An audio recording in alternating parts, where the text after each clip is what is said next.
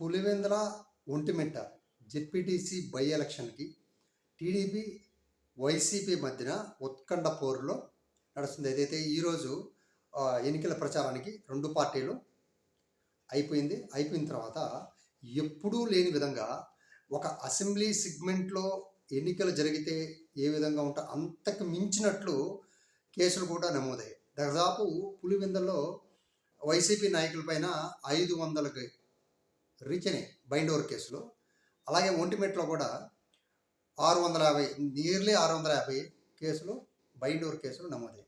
ఏదైతే వైసీపీ నాయకులు గ్రామ స్థాయిలో కావచ్చు, ఆ సరౌండింగ్లో ఎవరైతే కొద్దిగా నాయకులుగా ఉన్నవాళ్ళు వాళ్ళని, ఎవరైతే ఏజెంట్లుగా కూర్చోబోతున్నారో వాళ్ళని వీళ్ళ మీద కేసులు పెట్టేసి కూర్చోబెట్టేస్తున్నారు.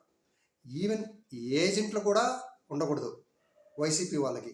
ఏదైతే వైసీపీ వాళ్ళని ఎక్కడికెక్కడ కట్టుదిట్టం చేసి అసలు ఈ ఎలక్షన్ ఎలా జరుగుతుందంటే, వైసీపీ నాయకులు ఒక రకంగా పోలీసులతోనూ, ఒక రకంగా ఎలక్షన్ కమిషన్తోనూ, ఒక రకంగా అధికార పార్టీతో బిగ్ ఫైటే జరుగుతుందన్నమాట. ఏదైతే ఇక్కడ ఒకసారి జనరల్గా మనం కనుక ఆలోచించినట్లయితే పులివెందులో టీడీపీకి అంతా పట్టు లేదు. జనరల్గా 10,000 పైచులకు ఓట్లలో వీళ్ళు ఏం చెప్తున్నారంటే 2,000 రావచ్చు. అందరు అంచనా అక్కడ 2,000 ఓట్లు మెజారిటీతో గెలవచ్చు అనేసి ఒక అంచనాకు వచ్చారు. ఇక్కడ ఒంటిమిట్లో కూడా అదేవిధంగా ఉంది పరిస్థితి. ఇక్కడ మాటలకి పైగా నాయకులు ఏం చెప్తున్నారంటే ప్రజాస్వామ్యం అది ఇది అని చెప్తున్నారు, కానీ లోపల జరుగుతున్నది ఇంకొక విధం. భయభ్రాంతులు చేస్తున్నారు.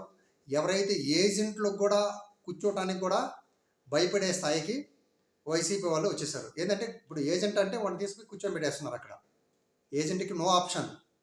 అలాగా జరుగుతుంది ఎలక్షన్. ఏం జరుగుతుందో రేపు 12వ తేదీ జరిగే ఎలక్షన్ జరిగేదాన్ని బట్టి మనకు తెలుస్తుంది.